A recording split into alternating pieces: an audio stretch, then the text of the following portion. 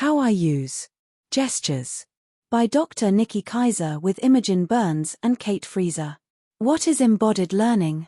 Strategies that engage and make use of movement and the body to support effective learning. What does the evidence say? The evidence in this area is consistently positive. Studies comparing embodied cognition approaches were found to have larger impacts on learning than normal curriculum delivery. However, there are a number of limitations to the evidence base, and almost all of the studies took place in primary schools, and in maths, science, and language lessons. Case study from Notre High School, Norwich. In my role as assistant headteacher, I have the pleasure and privilege of visiting various lessons throughout the week. Today, I found myself in an English class that piqued my interest, not just in teaching methods but also in the play they were studying, Macbeth. Recently, I read Anne Murphy Paul's The Extended Mind in Action, and I've been thinking a lot about embodied learning ever since, particularly the role of gestures in learning. The lesson I observed today was a powerful demonstration of how gestures, both conscious and unconscious, can enrich understanding.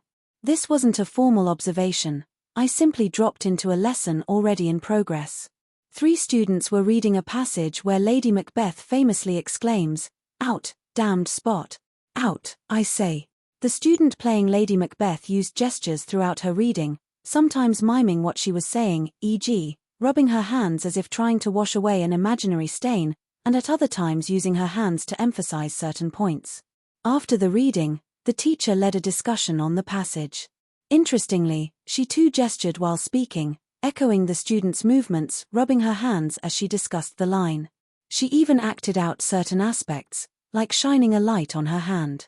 The discussion then explored how the blood on Lady Macbeth's hands symbolizes guilt. From there, they connected this scene to an earlier moment in the play when Lady Macbeth calls on spirits to stop up the access and passage to remorse. As the teacher quoted this, she gestured to enact the meaning, bringing the text to life. I was captivated by the discussion and disappointed when I had to leave. I'm familiar with the overarching story of Macbeth, but I realized how much of the detail I had forgotten. Intrigued by the passage on remorse, I wanted to read more, but I couldn't recall the exact wording. Later I asked another colleague, also an English teacher, if she knew the quote. I mentioned something vague about stopping the passage. Instantly, her gestures mirrored what I had seen earlier in the classroom. As she quoted the line, she unconsciously acted it out in much the same way. Our conversation flowed from there, touching on themes of womanhood, masculinity, and violence.